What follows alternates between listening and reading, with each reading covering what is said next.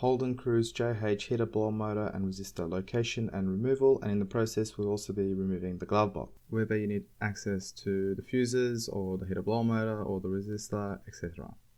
Now we'll open the glove box, and to the top there are two screws, I believe they are 7mm. Remove these two, and then next to the side there is a trim that we'll need to remove, this one over here.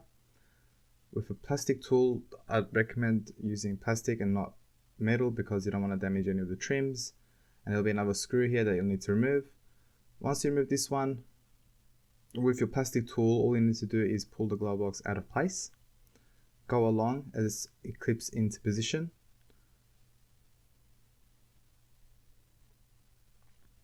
And then all you need to do is, once it's out of position, is unplug the inner courtesy light if it has one on the inside of the glove box.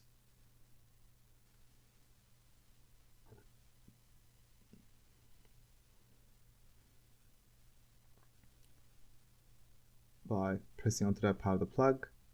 And as you can see, you have your fuses here, you have the blower motor down there, and then your resistor. Now we have access to our blower motor, which is over here, and then the resistor is back there.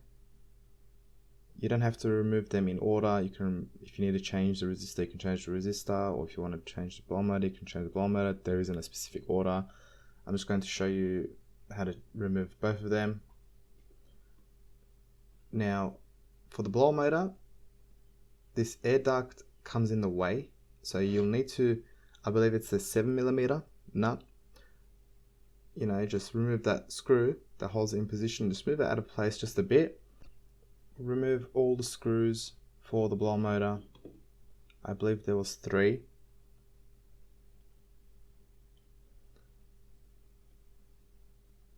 The reason why I say remove and unplug and remove the wire first, because it kind of holds it there, but I just left it on there to show you the problem that it causes. You'll need to wriggle the blower motor out of place, and to also show you how to unplug the blower motor outside, that is much easier. Now, I've removed it like this, but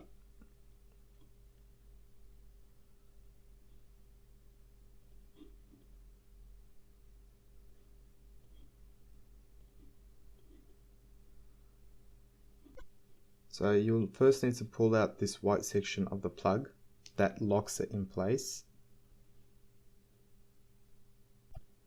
And then to the top, this part, you can just unclip the plug and pull it out of place.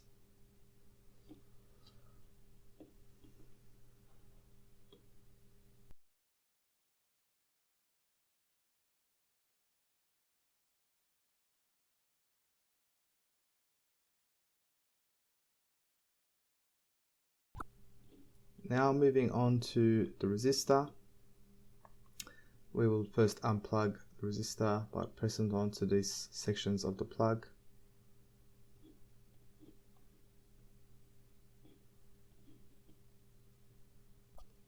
And then unplug the other one the same way. And then the 2 screws that hold it in place. Once you remove these 2 screws, all that's left is to wriggle the resistor out of position.